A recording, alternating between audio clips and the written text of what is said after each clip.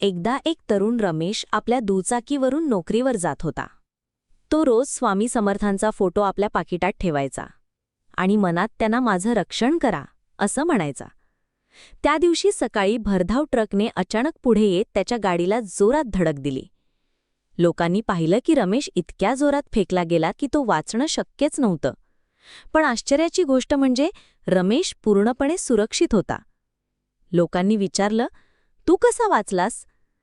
रमेश ढसाढसा रडत म्हणाला, माझं गाडीवरचं नियंत्रण सुटलं तेव्हा मी फक्त डोळे मिटून श्री स्वामी समर्थ असं ओरडलं आणि अचानक मला जाणवलं की कोणीतरी माझ्या शरीराला अलगद बाजूला खेचून घेतलं. घरी आल्यावर त्याने आपला पाकीट पाहिलं. त्यातला स्वामी समर्थांचा फोटो थोडा जळाला होता. जणू स्वामींनी स्वतःवर आपत्ती घेतली होती. तात्पर्य: स्वामी समर्थ भक्तांच्या हाकेला ओ देतात, अगदी संकटाच्या क्षणीसुद्धा. त्यांच्यावर श्रद्धा ठेवली तर तेच संकटातून आपली सुटका करतात, कधी प्रत्यक्ष तर कधी अदृश्य रूपाने.